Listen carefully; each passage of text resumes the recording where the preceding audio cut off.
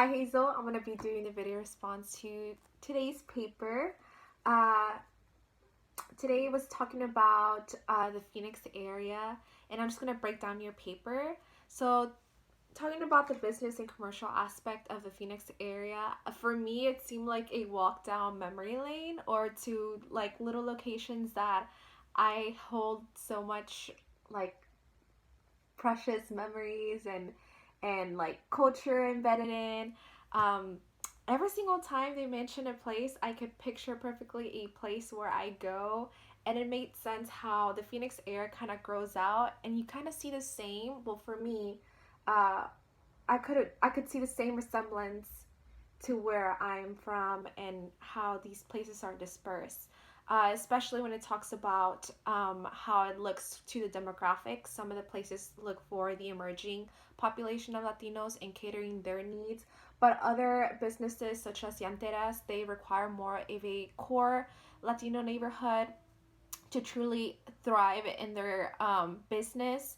And for me, shockingly, I was like, why is Panaderias only having such a little bit distribution around the Phoenix area?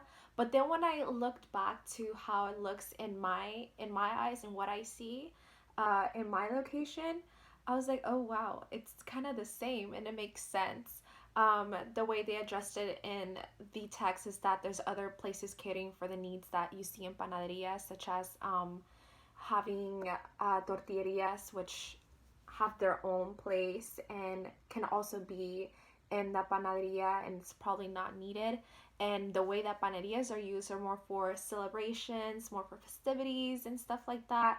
And so when you look at it and you compare it to yourself and how you see the Latino businesses being dispersed in your area, well, for me, again, it kind of correlates so well. And I was like, oh yeah, Arandas, there's one big one right over there, well, for me, and that's it. And then I have to travel just a little bit more to go to another one that a lot of people go to, uh, named Tepatitlan, and oh my gosh, the best conchas ever. Okay, I'm going off track.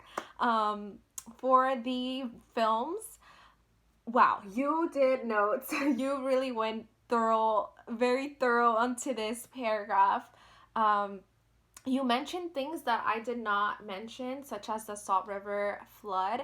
I was more into the individuals and how they helped cater the needs of the immigrants there and the Mexican Americans there, such as the fathers that created a safe place for them to do their religious practices and also offer almost of an aid for people that are in low SES incomes. And that, for me, that's what stood out. But I like the fact that other things stood out that were different from mine and helped me realize how important the history of the Phoenix area is, especially with the flood, and who was living there in that area after all the other people noticed that that was a flood zone, left. And obviously the people, the marginalized people, were the ones that were left to occupy this space. um for the day laborers, sorry, I noticed that you did a lot of similarities and differences that were not the same as mine. The same similarities that we saw was the need to create a safe zone for these immigrant workers uh, to find their job, having these sites that are protective of their needs, and having more of a secure place, like I said, to find work and wait for work.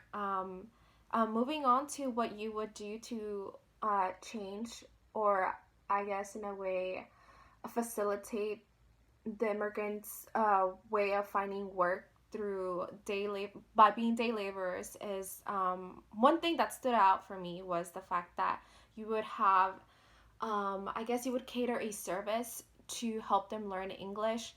That for some reason was not in my head, but when you put it in your paper, it makes perfect sense because of the reason why they choose to have this type of labor, to do this type of labor, is because they lack the English language. And if they have a better understanding of communicating the English the English language, not only will they communicate to their employers things that they see are unfair, but they also might move up in the ladder and find different types of jobs um, that different types of jobs due to a new type of knowledge that they acquired through this language. Uh, and so I thought that was a really cool thing that you would do if you were a city councilwoman.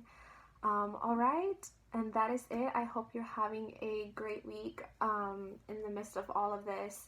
Like always, you can always reach out to me through GroupMe if you need anything. And that's about it. Have a great rest of your day. Bye.